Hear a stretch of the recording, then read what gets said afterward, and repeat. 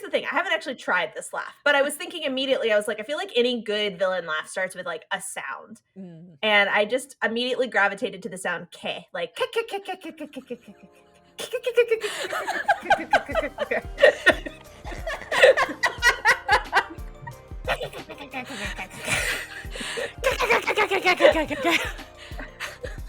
yeah, like that.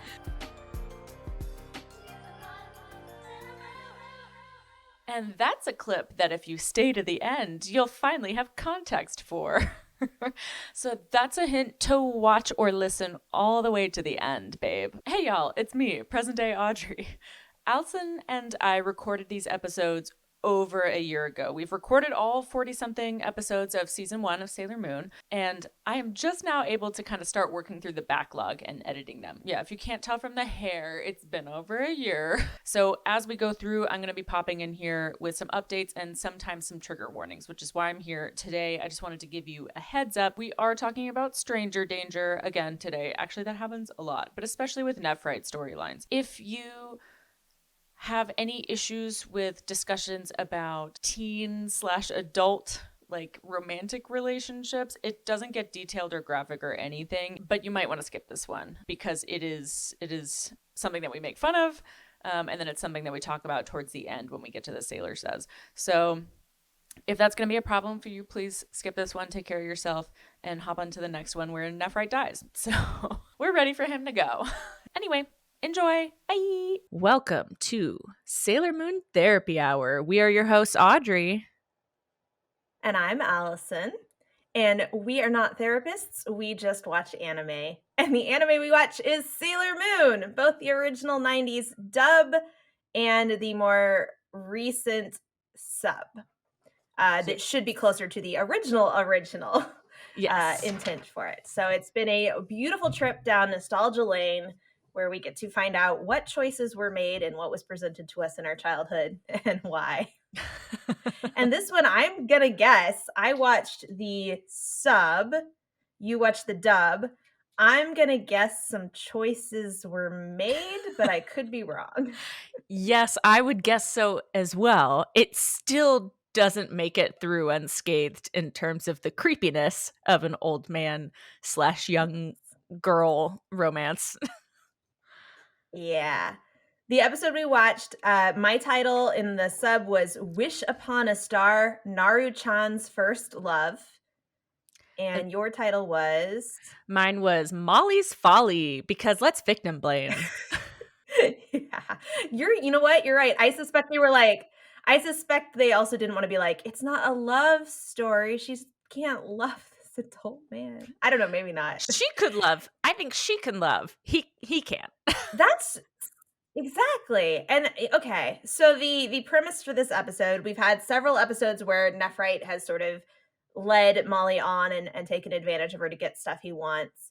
And she doesn't know about all the evil stuff he's been doing, even though he's like attacked her like 3 times. I know. Yeah. So in this episode, quick summary, once again, Molly's like dreaming about this guy, and Sailor Moon's like, oh shit, he's actually really bad news. You need to not be dreaming about that guy. And they have sort of a drama about should I tell him that more clearly why he's evil? Should I tell her? And she does, but Molly's kind of like, I don't know. And then Nephrite, meanwhile, needs to get the silver crystal, and he's decided that Molly knows about it. So he lures her out to a park and is like, I need the silver crystal. And so she goes and steals like another crystal that's not it, but she thinks it's it. And then the Sailor Scouts show up and he attacks the Sailor Scouts, and Molly's like, oh no, he's evil. But then another monster attacks Molly and he protects her. It's very dramatic. There's a lot of like back and forth. And then it concludes with maybe he kind of helped her, but that doesn't mean that he likes her, and he like goes his own way because she doesn't have the silver crystal. Yeah. I think. Yep. Here's the thing. If he wasn't a grown-up, I honestly think this would be kind of a very romantic episode. It's exactly the sort of thing I love as a kid, which is the bad guy that's kind of like torn and maybe will be a good guy because he does care about you. Like, I love that.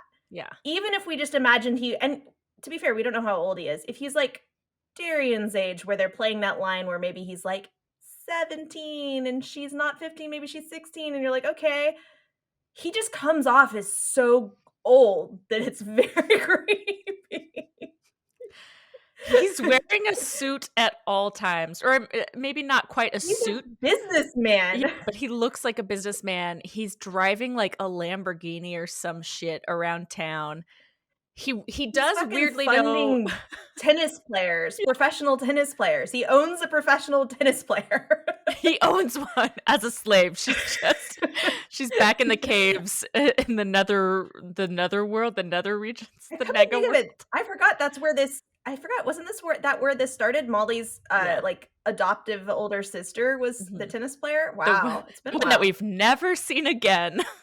But apparently they're very close. He's very meaningful. Yeah, and that's where he came up with the name Maxfield Stanton in the dub, which is the most adult name that I could think of. Right? It's just like he's very much like pickup artist, like rich dude bro, older businessman like vibes. So it's hard to. But I think I was super into this when I was a kid because I was like, I always liked all the like. Oh yeah. I don't actually specifically remember this plot. I don't remember this one either. But I didn't have television growing up. I had to like bum VHS tapes off of people. Yeah. I forgot about that. Yeah, because I saw a commercial for 4 Weddings and a Funeral and asked what a lesbian was, and then we got rid of TV. I feel like when we were watching, or when I was into Ronin Warriors, which is a very shitty anime, but it was my first anime. And I would watch it. I'd go home and watch it, and then I'd come to school the next day and I'd explain the episode to you. Do you remember? That sounds about right. So with that background, why don't you tell us how the dub episode started? Okay, so we start with Molly is sitting half in, half out of a pool, daydreaming. It's actually a really cute daydream where she's like got like this cute little ruffly dress and is dancing with a grown man. Is that not the dress she was wearing in the last episode when she danced with Nephrite? I think it was. I think she's literally remembering, because didn't they dance together right before he like turned her evil? I thought it was a different dress. I think she maybe, but I think it might have been. It might have been. I was just curious.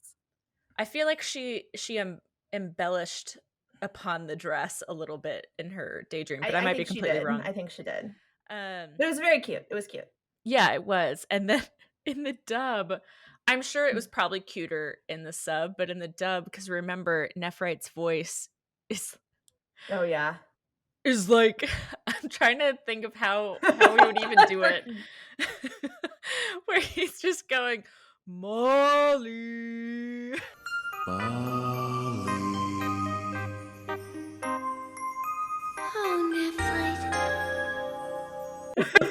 No. Oh no. It's so weird. He's just got like a normal, actually kind of sexy voice in the sub, so it was not notable. Whatever he said was just romantic. In the dub, he sounds like BoJack Horseman. It really adds to that vibe. He's got like a bit of a gravel to it, so it's very Will Arnett. So then she snaps out of her daydream because Serena pops out of the pool and like splashes her, and she's like, hey, what's going on? Molly says that she was just daydreaming about somebody that she's in love with or something. I can't remember how she phrased it, but she basically says she has a crush, and then Serena immediately goes, and I feel like this whole conversation has been changed potentially. But Serena in the dub goes, well, it better not be Tuxedo Mask or that cute guy Andrew from the game center, because I called dibs. And I'm curious. That's actually straight from the sub. Oh, really? Okay. Yeah. Because there are a lot of potential areas where this has been changed. I think some of it has. Yeah. So then she says that it's Maxfield Stanton. And Serena immediately goes, stay away from that guy. He's a bad guy, he's dangerous, stay away from him. And I wrote that's always worked on teens, to tell them to stay away. Exactly. And then it doesn't work, and then we cut to a Sailor Scout meeting. So that general thrust of the conversation was the same. There were a few, like, one of the things I noticed is that I think Sailor Moon splashes Molly, wakes her out of her daydream, and she goes, oh, you're such a child. And Sailor Moon's like, what do you mean you're not a child? And she's like, No, because I have experienced, I know how it feels to be in a grown-up love, which is just a phrase I never wanted to hear her say. Oh no, what does that mean? And Sailor Moon's like, what? Who is it? And then she's like, better not be Tuxedo Masker or Motoki. And she's like, no, didn't I tell you? It's a grown-up love. And you're like, oh my God, you're freaking me out. And then she's like, it's Mr. Sanjoin or Sanjoin-sama. And then she's like, I know he's a little older, but age means nothing if there's love. And I was just like, oh boy, oh boy, oh boy. Age means a lot. Yeah, I mean, age means a lot when you're a child or very close to being never mind. So, I mean, she did say a little older, so maybe he's not meant to come off as like 35, but that's definitely how he comes off to me. But I feel like they just proved how much older he is because remember Darien Sailor and Moon's Andrew, concerned. Yeah, and Darien and Andrew, she was like, they're too young. Yeah, no one went, Darien's older. Yeah. Yeah, you're right. They literally didn't. She said, no, it's a grown-up love. So yeah, that's what I feel. I just get the vibes. He's not a little older. He's a lot older. He owns a mansion. And a tennis player. She's just alone in the mansion, just serving. That's where she's been all this time. She's just stuck there. Just playing tennis. Yeah, so yeah, and then Sailor Moon does do the whole he's a bad guy, he's bad news, because she's actually genuinely concerned. This is the first time she's heard that Molly likes the guy that she knows is Nephrite. And so she's like, oh shit, Molly, he's bad news. And Molly's kind of pissed about that. She's like, I knew you wouldn't get it. I shouldn't have told you at all. And then we cut to Sailor Moon, like genuinely concerned, talking to the Sailor Scouts, like, this is concerning. What do we do? Yeah. And this scene, they have to have changed something because it didn't really make sense. So they're talking about what they should do. And they're like, yeah, he's a bad guy. Amy is saying that maybe we should just wait and see what happens because, she's a little bit more on the conservative side of like observation or whatever, because maybe something won't happen. And then they're like, no, we really need to talk to her. And then this is where it gets weird. Serena starts saying, well, she's my friend, so I should be the one to talk to her. And then she starts this weird coughing stuff. Well, she's my friend, so I think it should be left up to me how to handle the situation. Oh, too bad we have to leave anything up to Serena. And it doesn't make sense. And so I was thinking that that's probably not the punchline. It was just strange. And then that's it. Like, that's the end of the scene. I think maybe they just delivered it weird. Because, yeah, basically the same thing is Ray's like, we got to go talk to her right now and tell her everything. And Serena's kind of concerned, both like, I want my friend to know the danger, but also like, I don't want to hurt her feelings. She really cares. And then Amy's like, maybe we should just wait and see what happens. Like, maybe it'll kind of resolve itself. And yeah, and then Serena, and they're like, oh, maybe we should talk to her. And Serena goes, well, I'll take care of it. And she's like, because I'm amazing. And she bangs herself on the chest and then starts coughing. And then Luna's just like, wow. And it was pretty cute, actually. It was well delivered in the sub. I wonder why they would change she's like, that. I got this. Yeah, it sounds like they just maybe didn't deliver it correctly or something. Yeah, like she just starts coughing after like a total normal delivery of, well, she's my friend, so it should be up to me to talk to her. And you're like, what? Yeah. I don't know why they did that. DiC, explain yourself. Yes. DiC. And DiC is here with me. They're going to explain themselves. Who do we have in the room? Welcome. Some people keep tennis players in their spare room. Some people keep DiC. I keep the entire corporation of DiC right here in my bedroom. Yes. Well, I am 35. That's about the time you start having a mansion. Okay, so now we are moving on to the Negaverse. And again, sometimes DiC will like recut and reorganize these scenes. Yeah. So this might not be the next scene in the sub, but basically and this I thought was hilarious because it cuts to Beryl, with her hands like on her orb, and she goes, Nephrite's been ignoring all of my summons. And it just felt like he's ignoring her calls. Oh my gosh, what a mood. Where is that wastrel Nephrite? I've been calling him for hours and hours, but he ignores my summons.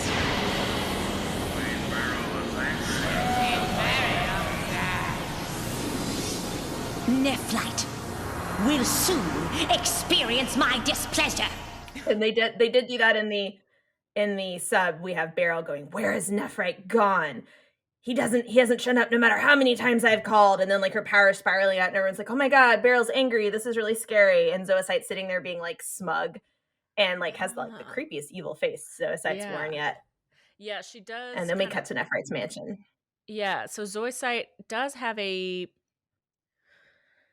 inner monologue going of how he's basically digging his own grave. And like his time is coming to pass. And then she has her, and again, in the dub, they've turned her into a woman, whereas in the sub, it's a man. So I'll say he, you'll say she. Yeah. We'll get confused. It'll be fine. It's great. So there's something about this voice actor who, and I've noticed this a lot in like several dubs, where they force a laugh because they're supposed to be laughing evilly, right? And of course you're forcing it because you're a voice actor, but the way that Zoisite does it sounds like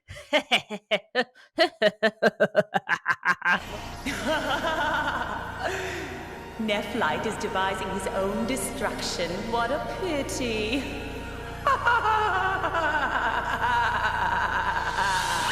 It sounds like she's not struggled a little. In fact, I feel like I actually already just did it better. I was like gonna say that wasn't too bad. There was like a little pause in the middle where you like had to pick up your momentum again. Yeah. What am I doing? Right, an evil laugh. Yeah, it's more like it starts like and then she gets into it. Okay, I like that a lot. Yeah.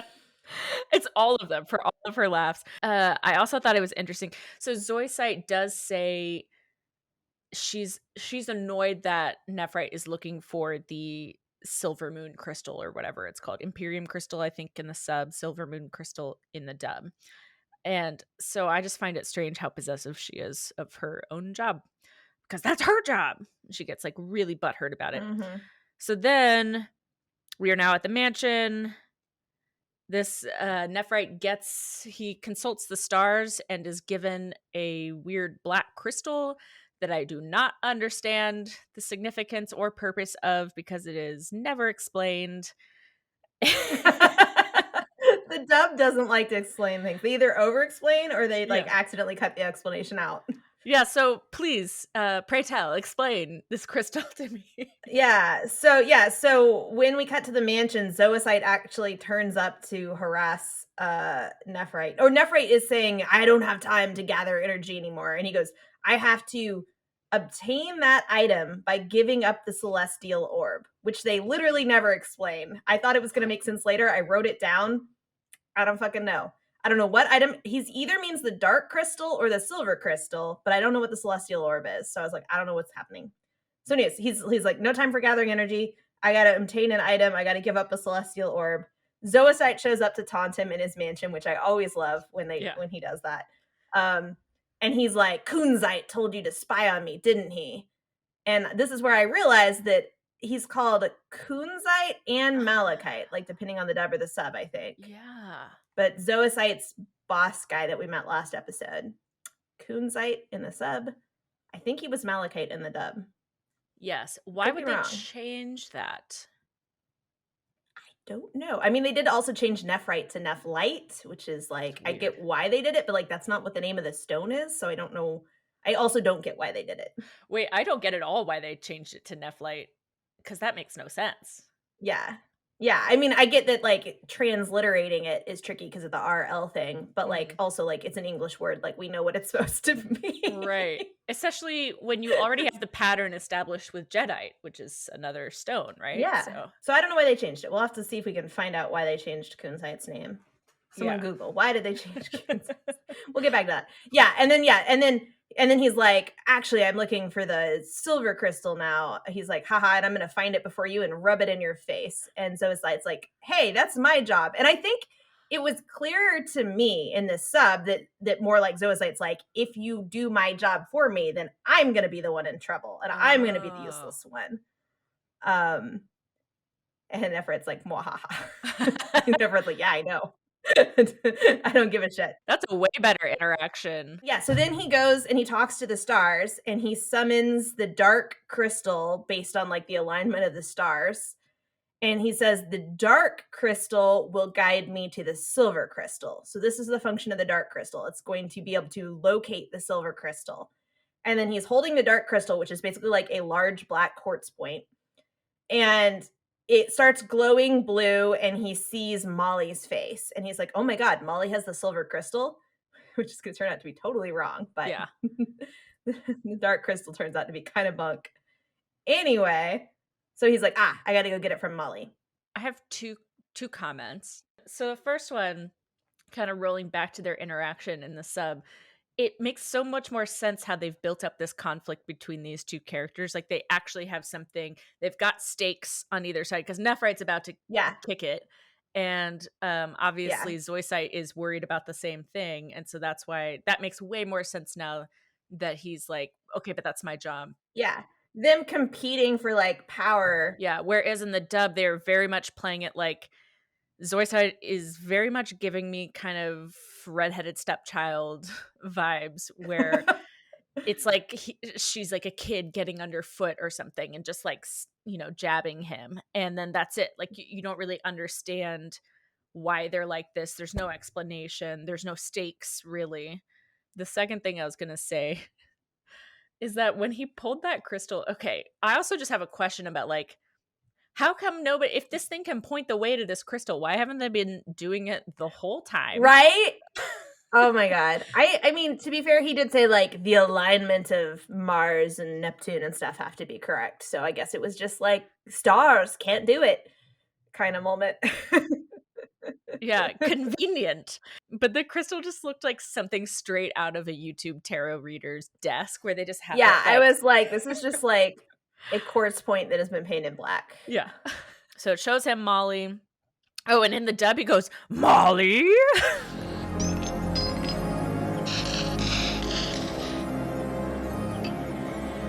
This will be my guide to the crystal. Huh? Can it possibly be that Molly is the key to finding it?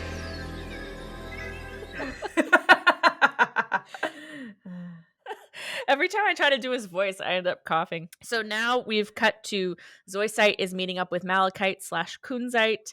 I will forever know him as Malachite in my head. And Malachite just sounds sexier to me because, oh my God. It does. Maybe that's why they changed it. Yeah, for children to make it a sexier name.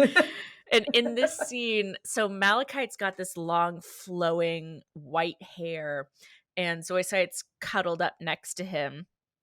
And I've noticed that Malachite's shirt is unbuttoned all the way down. So it's just bare chest. I wrote it down because it's completely unbuttoned. I was like, oh my God, okay. And I don't fully understand their conversation because she's just explaining to him something about the silver moon crystal. And then out of nowhere, he goes, Yasha, did you get that? And there's like a little voice in the corner and there's like a little, the shadow of a monster who's obviously going to be involved later in the episode. And I don't understand. It was not explained what the purpose of this monster is or anything. Oh, Malachite, I despise him so much. Don't let him bother you so, Zoisite. Oh, but if he finds the crystal... If Nephrite actually finds it, which I doubt, we'll take it from him. Oh, Malachite, you're wonderful. Meanwhile, make sure Yasha watches him very carefully. Yasha, you heard him. Obey Lord Malachite. I heard and I will obey him. I don't understand why DiC just can't fucking like make a translation that makes sense. So very often they're like, I was watching this scene and I will say I was thinking about that it's very gay. Yeah. And that they'd been like, no, it's a girl, it's fine. But I was thinking about that one Russian translation where they made them brothers. And it was like, because like Zoisite like rubs his face on Kunzite's glove, like nuzzles it. And it was like, that's not a very brotherly gesture. I was like, I can't believe they made them brothers. Pretty high on the romantic subtext. But yeah, so basically, yeah, Zoisite's real upset. She's like, Nephrite's, or I can't keep track. He's like, Nephrite's gonna mess up my job. Like, oh, Nephrite's terrible. And Kunzite like, just wait, it's all gonna work out because he's on the outs. And then Kunzite says, have a monster keep an eye on Nephrite. And Zoisite goes, okay, Yasha, go do it. And we already had Nephrite say that Kunzite asked Zoisite to spy on him. So like, yeah, they're spying on him again. Yeah. And Yasha's gonna go try to find him and like get the crystal before he can get to it. Like once he leads Yasha to the crystal. So on second thought, it's Yasha being the monster. Yeah, it's possible that I was just distracted by Malachite's unbuttoned shirt. I mean, it was very distracting. I missed what they were talking about. I was thinking about the Ming brothers. It's like, okay, that's a vibe. So now we are cutting to Serena, and this whole sequence of events feels very confusing to me. So she is outside of Molly's door and is trying to psych herself up to ring the doorbell to talk to Molly. And Luna's there and being a jerk, of course, that she can't do it and, just dumping on her. And then Serena goes, maybe I should go ask Andrew's advice and then I could play a few games while I'm there. And so then she goes to I keep wanting to call it the GameStop, but it's not a GameStop, it's a game center. So she sees that he is helping another young woman play a game, and then she starts spiraling internally and on her face about, oh my god, does he have a girlfriend? Is she cuter than me? Is blah blah blah, because she's got a crush on him.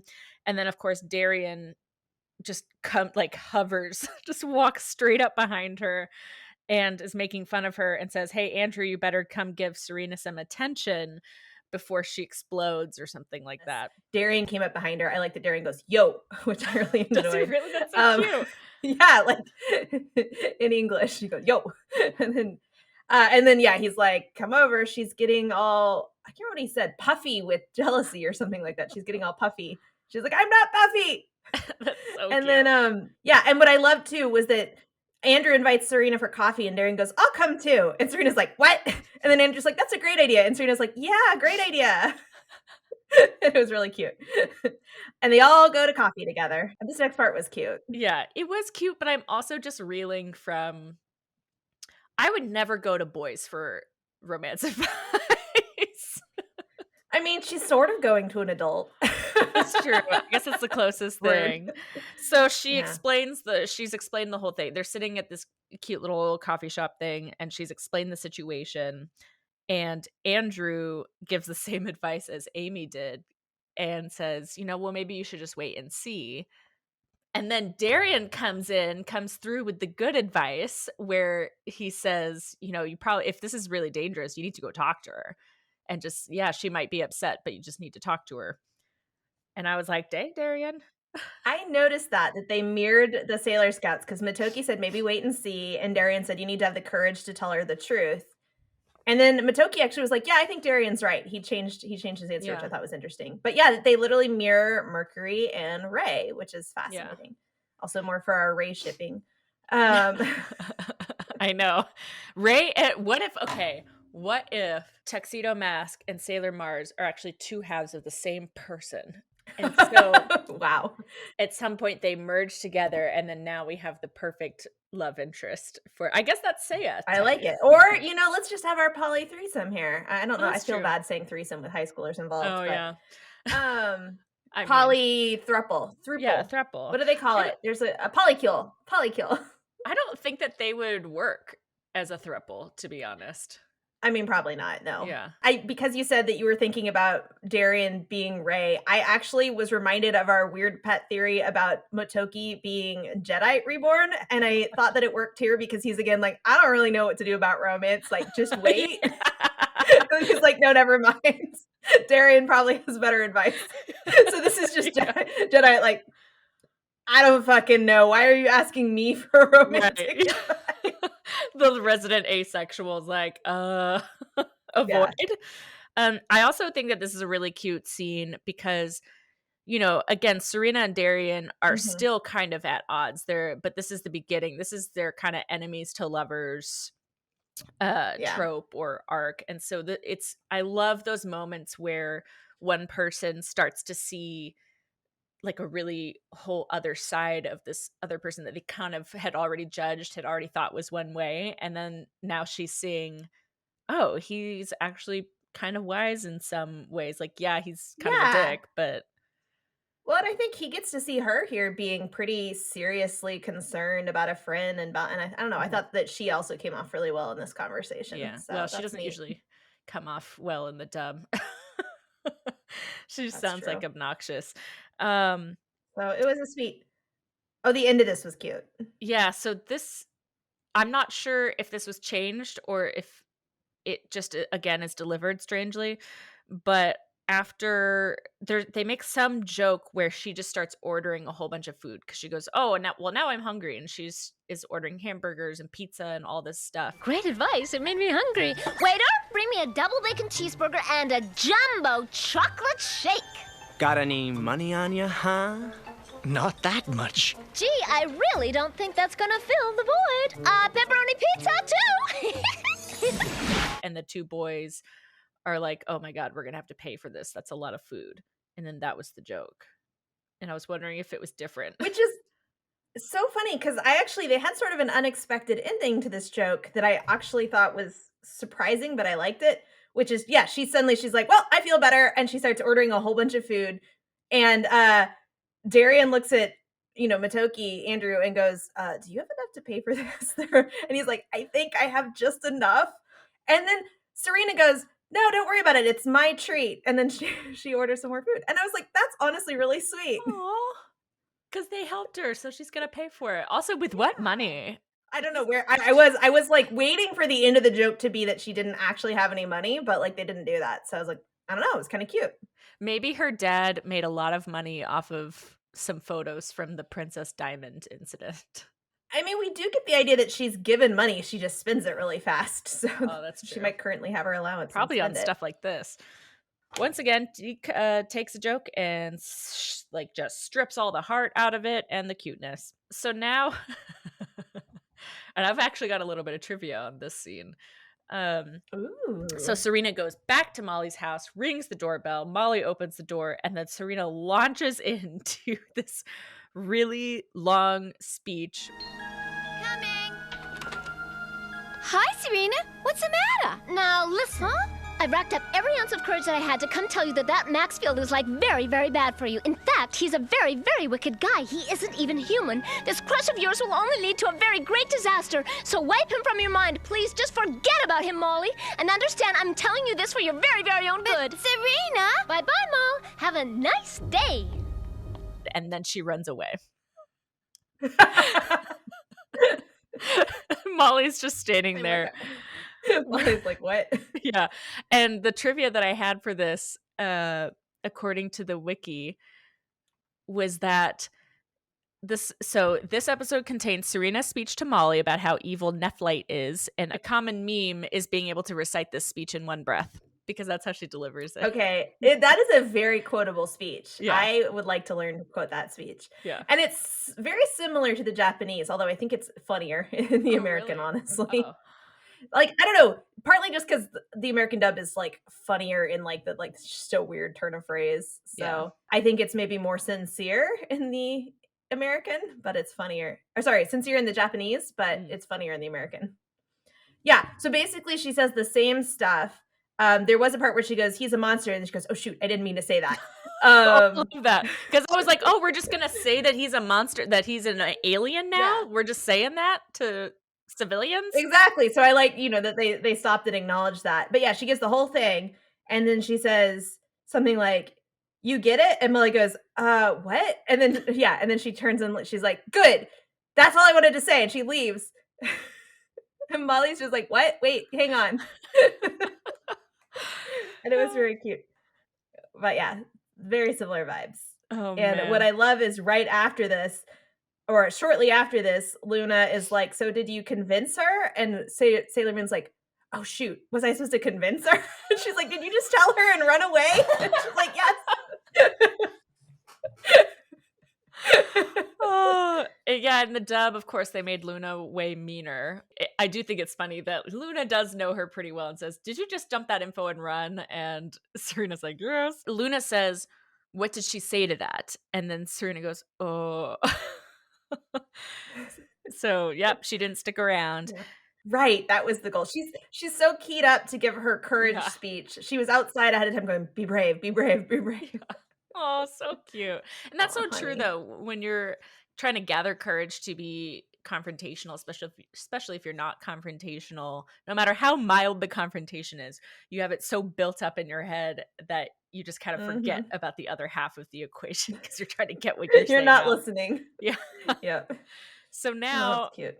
and this is a scene that just like, it just sets off my mama bear like radar. Yeah, this scene, they were playing creepy music during this scene. They knew this scene was supposed to be creepy. Yeah. Like, we're all like, ah. Even the lighting looked very pink noir in a way. Yeah, it was concerned. So she's gone back inside and she's kind of mulling over, what Serena has just dumped on her and going, well, he can't be that bad of a man. He's not that bad. And meanwhile, they're showing these images of him from her memory where his smile just looks so evil. But he can't be that bad of a man. Oh no. And then the phone rings and her mom goes, Molly, there's somebody for you on the phone. It's a Maxfield Stanton. Just like, if I was her mom and it's late at night and a man's voice introduces himself as Maxfield Stanton, I'm not handing that to my daughter. I thought about that too. Because in the Japanese, she says, you've got a call from someone named Sanjoin, which sounds a lot more innocuous. Mm-hmm. But like, also like you said, like, isn't it a man's voice on the phone? Like, I'd be a little concerned, but whatever. And Molly goes, oh, our minds are connected, and goes and answers the phone. Yeah, in the dub, it's more like, oh, he is a good man because he remembered to call her, I guess. The standards are so low. The bar is very low. Yes. So, yes. And then this is the part. I just wrote an equation down because I wrote grown man plus late night plus park ? Man, when they said park, like every alarm in my head goes off because you only hear Molly's side of the phone call, but it's basically like, oh, you want me to come to the park? Yeah, awesome. Molly, telephone. It's someone named Maxfield. Oh, I knew we were meant for each other. Yeah, Maxfield. I know McKenna Park. It's around the corner. I'm going out for a while. What? Now?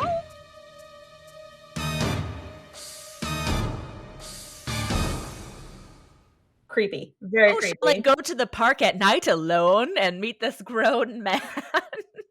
Also, Molly, literally the last time you went somewhere alone to meet this man, you got attacked. Even if you don't remember it was this man, like, I feel like you should remember that you got attacked and be like, I should not go somewhere alone. I should ask him to come to my house or something. She was in the hospital from that. Yeah. I don't remember if we made that up or if that actually happened, but yeah. It happens in the dub for sure. They definitely mention it in the dub. After she goes running out the door, she's like, Mom, I gotta go somewhere, bye. And does not tell her mom where she's going. Yeah. And the mom, they just hold on the mom's face and she looks very concerned, which is like, yeah. So I appreciated that. I hope that the mom has learned her lesson about letting her daughter get on late night phone calls with grown-ass men. Right. I mean, I think I would let my daughter get on the phone call because I wouldn't expect her to go running out the door. Yeah. It is strange that she doesn't go after her, I suppose. She does later, but we'll get to that. I was a little... Yeah. Even later when she goes running after her, she doesn't run very far after her. She's just like, well, I guess I lost her. Yeah. You didn't even try. In the dub, she says, what? This late at night? And I'm just thinking, go get her. It's midnight. Yeah, exactly. Why are you letting her? Follow her. Go with her, you know? Right. Yeah. Who is this Maxfield Stanton? Anyway. Molly, stop. Tell me where you're going. Yes, exactly. Tell me how long you're going to be gone. Tell me who's going to be there. Right. Now we're on the park bench. And this conversation, I don't know how it goes in the sub, of course. Ooh, it's so creepy. Yeah. In the dub, they definitely go for like manipulation 101, where it's very much the I'm I've come to tell you that I've got to say goodbye. But it's very much like I've got to say goodbye because I'm just too dangerous for you. I've got these bad people after me and I don't want to get you involved. Everything that's just geared, it's just like a little lure for curious young people with big hearts to be like, oh no, how can I help you? Oh, how can I help? I want to latch on harder. And which is exactly what happens. And so he tells her about the silver crystal and that he knows it. And then she flashes back. So remember, Molly's mom owns a jewelry store. And so she flashes back to a very special and expensive jewel that her mom is locked away. And so she thinks, well, that must be it.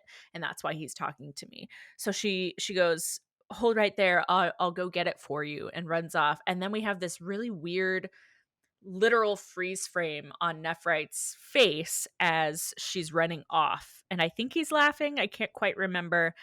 But I was wondering if anything was cut or changed during this. Well, something they might have cut, or maybe you just didn't mention it, but it really stood out to me, was that all during the conversation, they keep showing next to them a blue light with moths, orange moths fluttering at the blue light. And the orange moths are Molly's color. Blue, we've seen it on his crystal and stuff. And then literally as she runs off, one of the moths flies up into the flame, catches on fire, and dies. They cut that.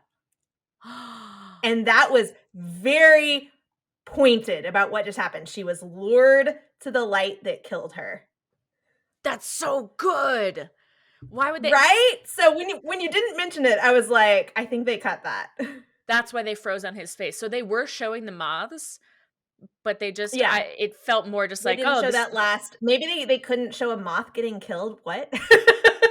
Sorry, I'm thinking this through DiC is like children can't see moths catch on fire. Didn't we growing up in the South make a game of listening to the mosquitoes get zapped and stuff anyway during the summer? Right? So. Exactly. I was okay, that's very weird to me that they cut that. Yeah. And the conversation sounds like it was really similar. I will say that he both definitely was gaslighting her, but he honestly was fairly convincing about it. Even to the point when he first started talking, I was like, what's going on with this conversation? And then I was like, oh, I see what he's doing. But yeah, it's the whole I have to go away. But then he's like, yeah, if only I had the silver crystal. No, I shouldn't say anything. And it's just like, I'll go get it. Oh, it's so creepy. I feel like they could have played that up a little bit more ridiculous in the DiC without it being romantic, because it almost was still too romantic for me. And I feel like, I mean, I kind of liked it because I think that's the point, is that he's very convincing, he's very romantic, he's saying I really am gonna miss you. I don't know, it was very well with the moths. I think bringing that moths in really showed how this very attractive thing is a trap.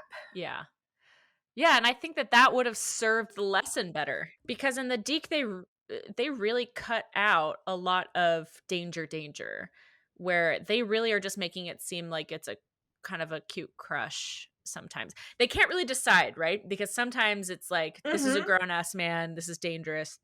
And then sometimes they're like, well, it's, they're fine. They're meant to be. It's a crush. I feel like sometimes they soften things in places they shouldn't soften them for the message that's trying to be told. If you're gonna do this story about the dangers of it's almost worse when you start softening the message about the danger, because it's hang on. Well, now the message is lost, right? Because now it's just a weird gaslighting conversation that's not pointed out to be dangerous, and she's just running to help the guy that she has a crush on, which isn't inherently a bad thing, aside from the part where the way that she's going to help him is to break into her mom's jewelry store and steal that crystal.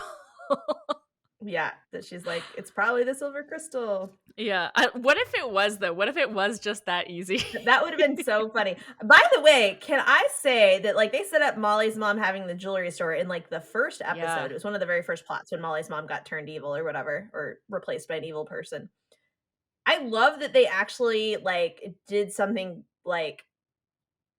plot wise that was set up in advance, which is it makes sense that she might somehow have this crystal because her mom is a jewelry owner, and you're I don't know, I just thought that was really cool. Otherwise you'd be why, what, where? Exactly. It would have come out of nowhere. And I feel like that's just a really good example of setup and payoff, where I mean, it totally could just be for the convenience of like one episode, but I love that they've been able to use it because they use it that first episode, I believe. They use it with the Princess Diamond episode recently, and then now this one. So like they've gotten a lot of mileage off And of even the whole this. arc with Molly, they've set up in advance. I agree. I think it's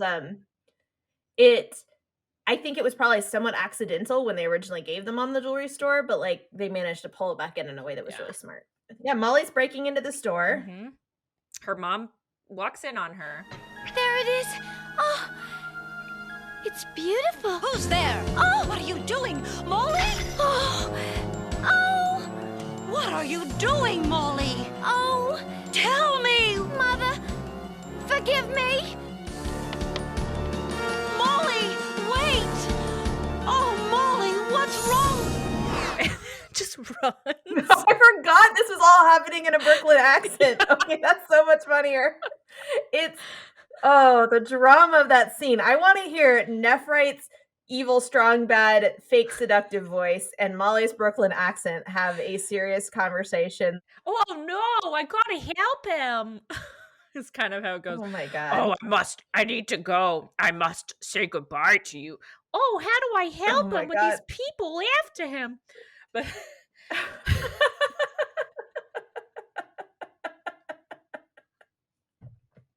Okay. So it's kind of like that. Yeah. It's like if I suddenly realized they were wearing clown hats the whole time. Like I'm re-envisioning this.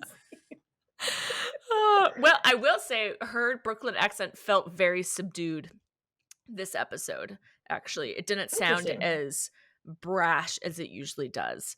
I didn't really write down what happens next, but she brings the crystal back to him. I think he tests the crystal with this is where I was like, is this what the crystal's for? You just like knock it against random stones to see if it's the right crystal, and it doesn't do anything, but it's picking up something from her, which wasn't, I didn't fully understand. This is where Luna and Serena, who have come to check on Molly, run into Molly's mom, and the mom's like, have you seen my daughter? And they're like, no, where is she? And she's like, I don't know. She got a call from someone named Maxfield, whoever it was. Yeah. And Serena's like, oh my God, he's a really bad guy. And she's like, I'll help you look for it. And so they go running off to look for Molly. Yeah. I forgot about that. Luna's like, transform. And I'm like, yeah, probably. Yeah. So that got my heart going. I was like, oh, I'm anxious.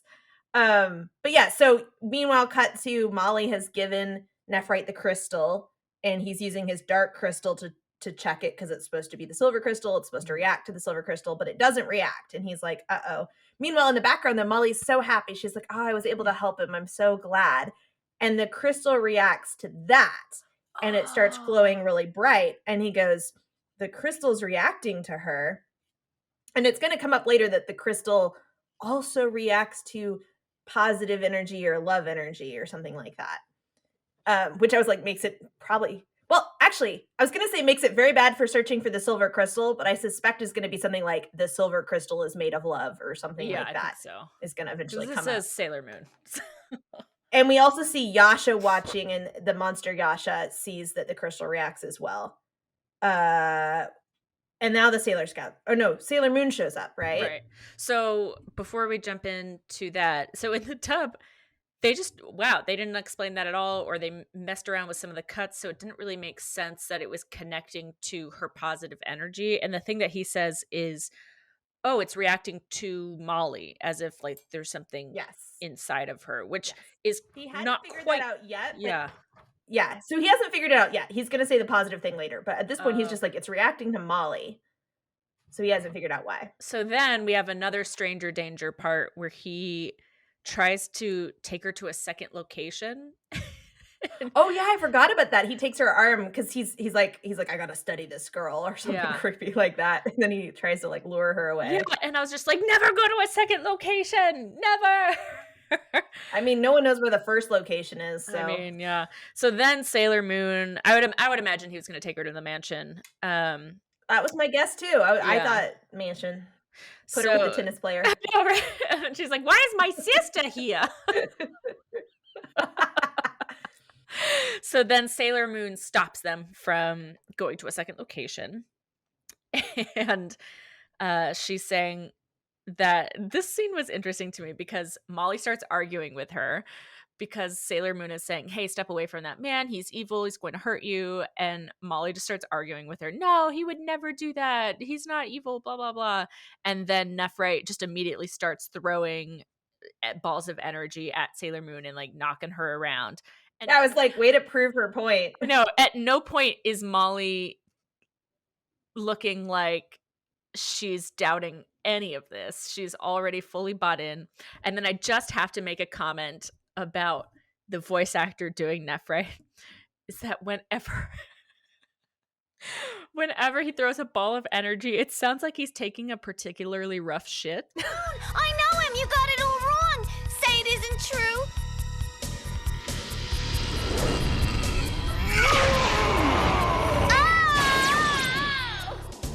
I asked for power from the stars. You're finished, Sailor Moon.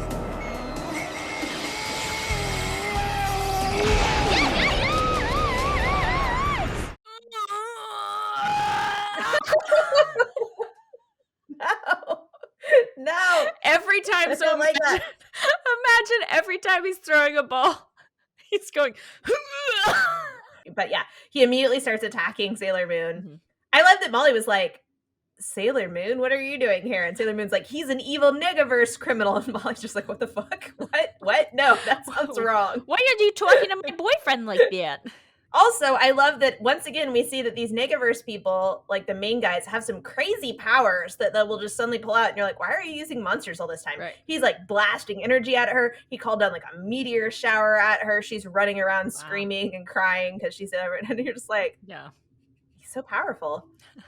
But Mars and Mercury show up. I do love it when they kind of speed up a little bit their fight scenes. So like now we don't have to take as much time to explain the bubbles thing where she just throws it and then all of a sudden he goes, why can't I see anything? And then we cut quickly to Mars throwing her shit.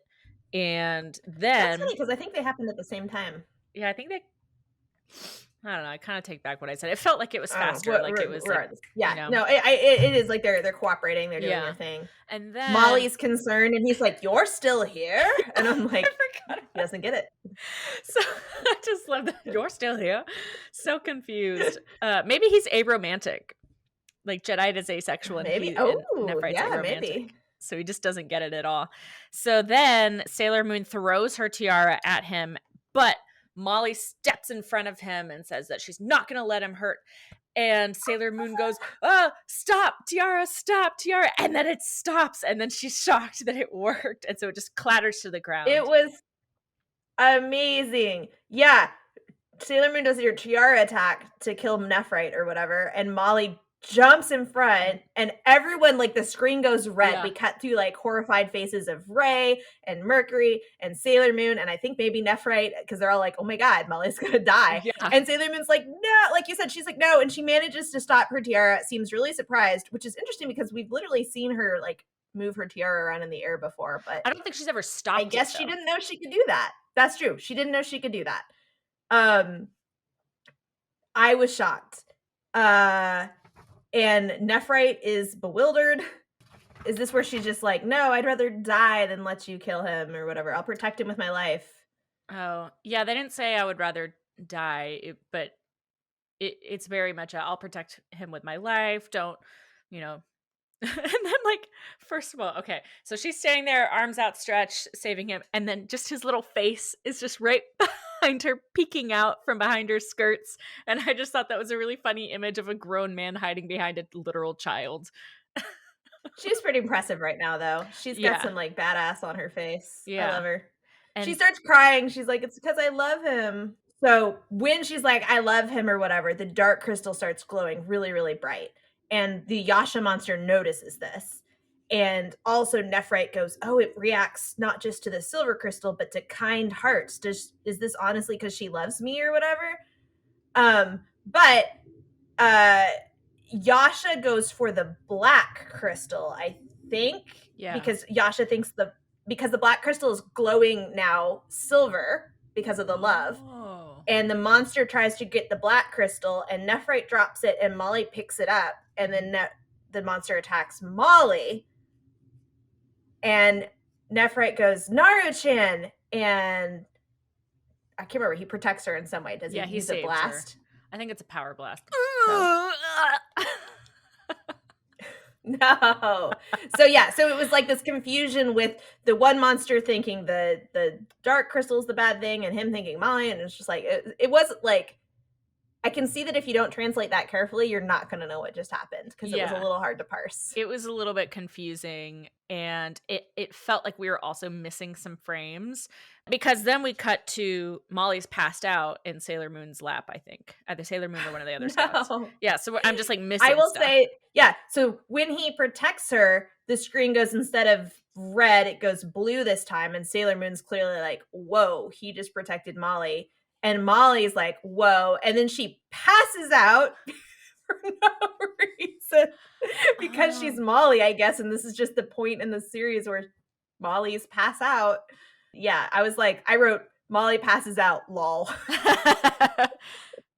And then the monster starts attacking Nephrite, and it has horns that spin like drills. Ooh, that's cool. I didn't notice that they spun. Yeah, I mostly just wrote, why is Molly passed out? Because we missed... Right? That happened. Like, there's no explanation for why. It's the time when it would be convenient for her to not be conscious anymore. Yeah. Sailor Moon shoots out her tiara and kills the monster. Which, notably, she does it while it's attacking Nephrite. So Sailor Moon actually saves Nephrite. That's true. Or at least protects Nephrite, which I thought was interesting. And then he just, like, hangs out with them for a minute. Standing over. It was really interesting. Yeah. He puts the fake silver. So we cut to Molly's unconscious in Sailor Moon's lap. The like scouts are standing around, and Nephrite comes over and like puts the silver crystal back into Molly's unconscious hand, which was like, oh, I didn't notice that. He just gives it to her. Yeah, he gives it back. I thought he would need that. Well, it's not the real silver crystal. Oh no, he takes the silver crystal that she stole, not the black one. The fake silver crystal. No, not the black crystal. He doesn't give her the black crystal. Yeah, that he gives it back. Hey, my favorite line, real fast. When Sailor Moon shows up and finds Molly with Nephrite. I'm forgetting his name. She says, during her speech, the moon will punish you or whatever. She says, you're under arrest for romance scam charges.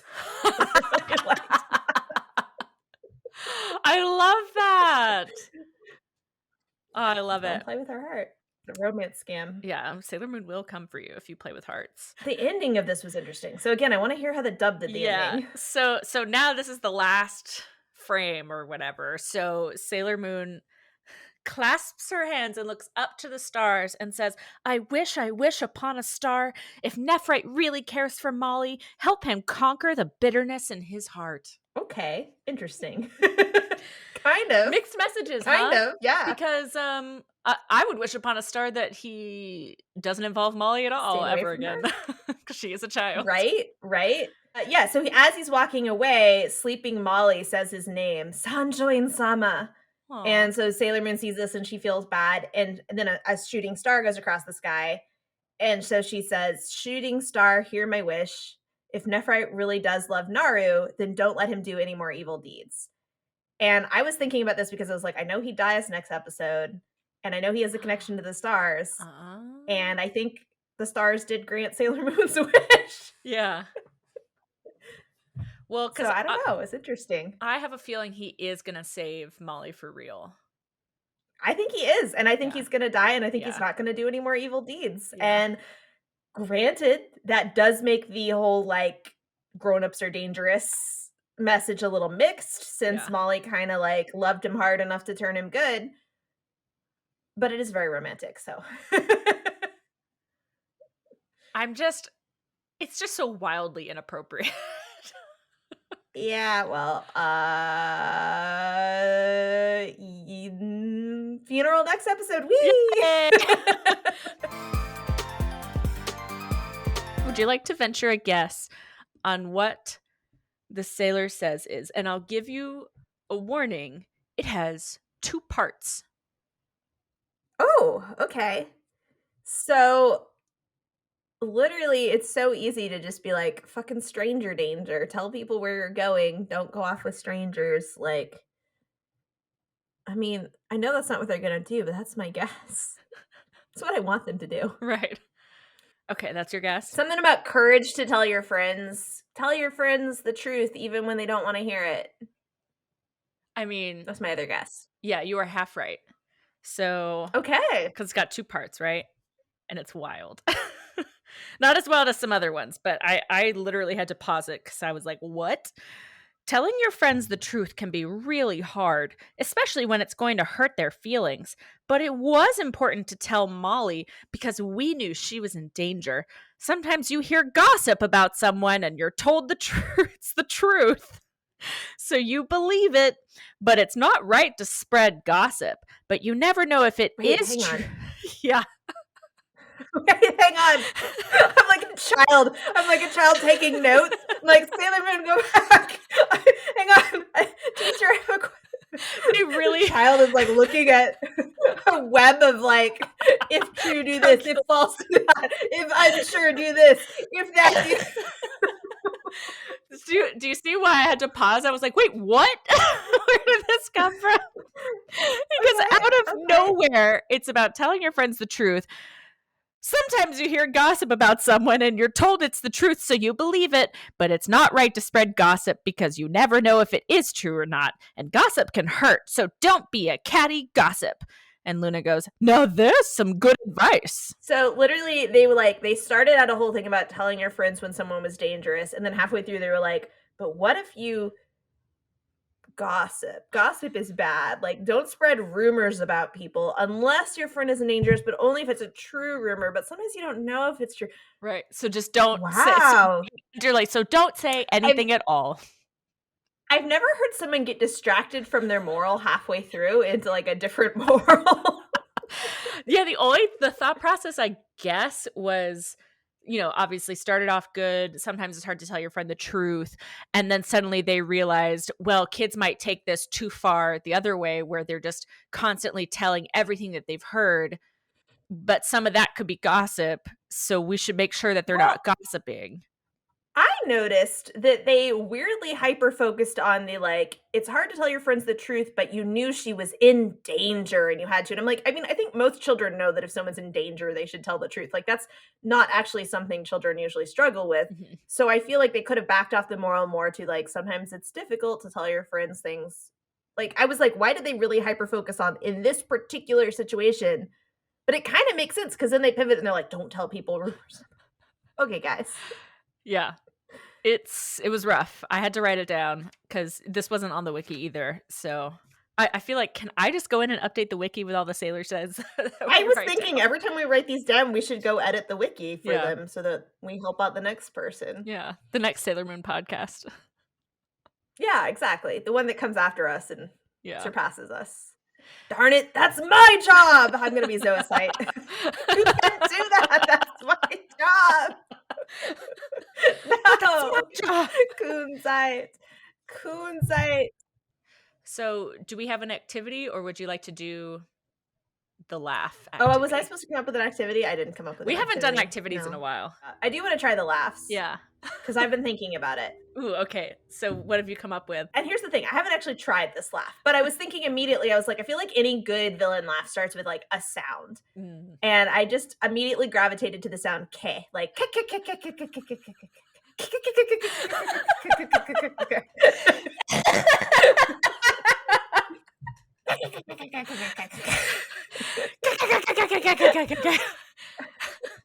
Yeah, like that. And I do sound a little chaotic, but I actually, now that I'm doing it out loud, I kind of like it. Yeah, but can you do it DiC voice actor where it's like you can kind of tell in their voice that they don't want to be doing this, that they feel that it's stupid, so it starts off really half-assed. Let me see. And then they get into it like an engine. That sounds like an engine started. I also feel like I'm running a really dangerous slime where I'm going to start saying KKK, and that's not what I'm going for here either. So I maybe picked the wrong sounds. I like that one. So now I've come up with my own sound. You sound like a demon now. All right, let's hear yours. Okay, so I think mine is going to be a sound similar to yours, but it's going to go for more of a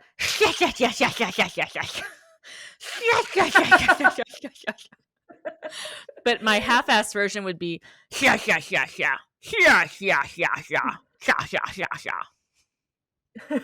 That's really upsetting. I feel like there's some version of this where you're like, you know that game where it's like, take this letter from your name and this letter from your, birth year, and that's your celebrity name or something. I feel like we should have like, that's your evil laugh, like, the second syllable of your name. Ooh. La.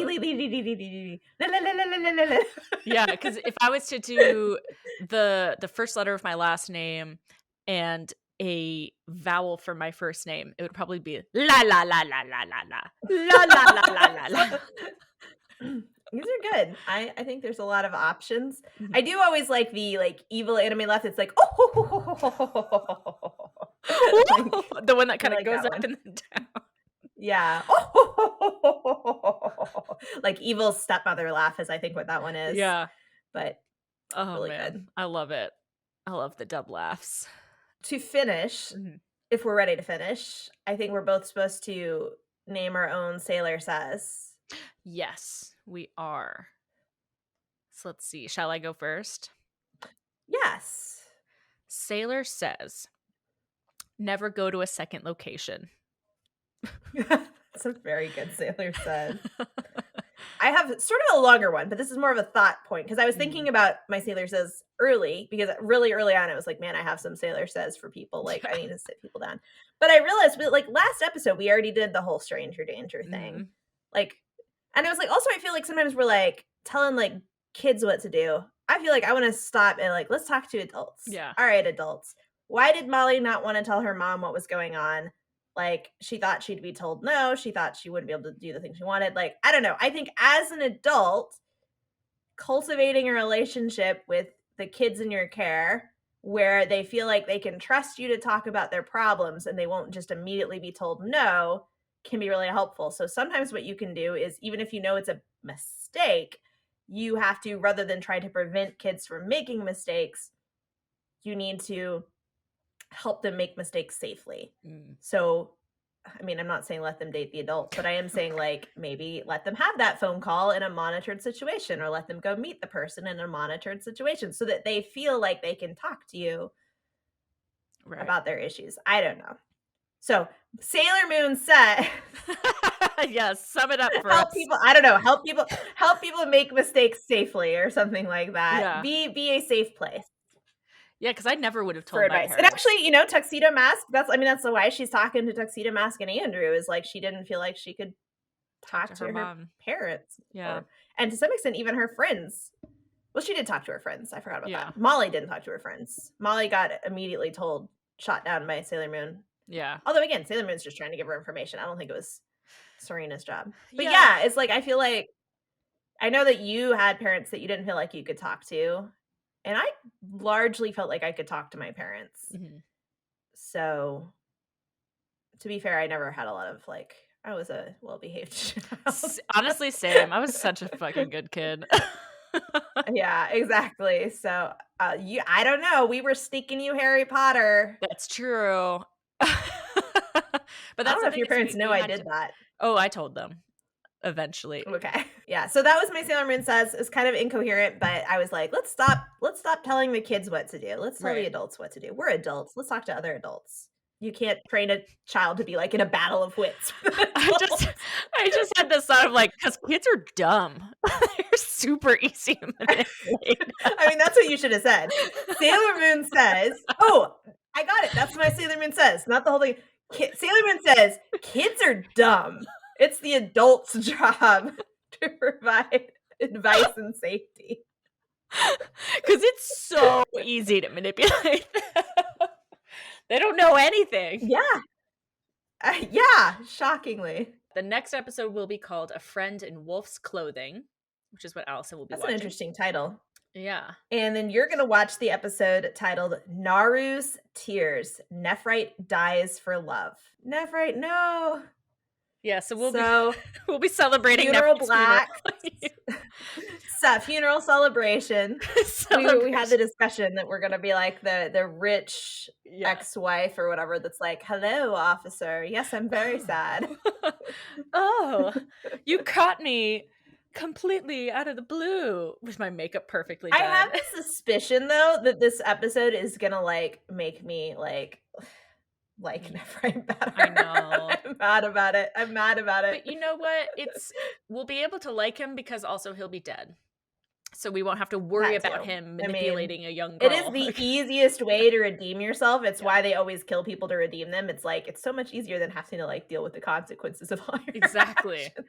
Yeah. Who's gonna feed his tennis player?